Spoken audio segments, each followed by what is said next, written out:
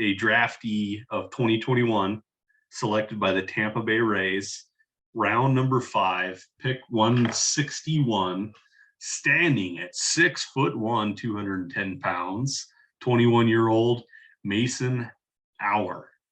Auer. This kid, all he's done since he's been in the minors is light some stuff up. His rookie numbers were only decent. I don't want to say his rookie numbers were just insane, but he hit 265 in 34 at bats, 390 OBP, slugging percentage 324. No home runs. He did have 10 stolen bases. He got on base how many times, Ross? He got on base a total of, he got on base 15 times. And stole 10 bags. So rookie level was fun for him with his speed. And then that was 2021. 2022 comes along. He gets promoted to single A. He has 232 at bats in single A. He hits 293, gets on base 378% of the time. He also tags 4 home runs and has another 24 stolen bases. So the high stolen bases are still there. He gets promoted again to high A, gets another 226 at bats, keeps the average up at 288, on base percentage at 367, slugs 496. So he adds another 11 home runs and still steals another 24 bags. So his 2022 slash line looks at 289, 374, 476 with 48 stolen bases and 15 home runs in 2022. So he just lit stuff up. This guy has all of it.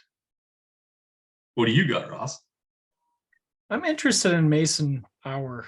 I think his stat line is intriguing. He does have, if you look all the way down, the stat sheet is stuffed, right? Yeah. He hit plenty of doubles. He hit a lot of triples. He hit home runs. He stole a ton of bases. The slash line looks pretty good. In fact, I mean, I look at this and it reminds me of like a peak Curtis Granderson, which is kind of an interesting comp. I don't think he's going to be a professional quite like that, but I really like the trend that I'm seeing from Mason Auer.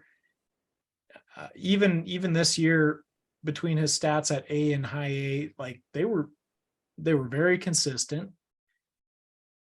But the power started, he started turning a lot of those doubles and triples into home runs. That's a really promising sign. So yet again, we have the Rays seemingly hitting a home run out of the 5th round of the draft. Yeah. This guy is somebody you want to keep an eye on. Yeah, no doubt. And your favorite stat, the strikeout to walk percentage is decent. 117 strikeouts to 61 walks in 492 at bats in his career in the minors. So it's not exactly what Ross is looking for, but it's right there and could uptick even better. Probably going to see Double A this year. I would like to see him be in Double A to really show us what he can do.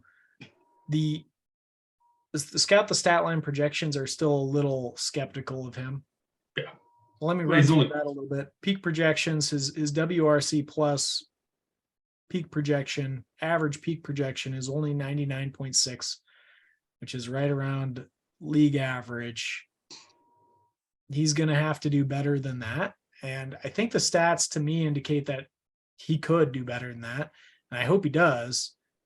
For the sake of the home run power and the stolen base power, he could be a dual threat if he's able to hit well enough. They give him a 50 hit grade, a 45 power grade, slightly below average, but around league average, and 60 for speed.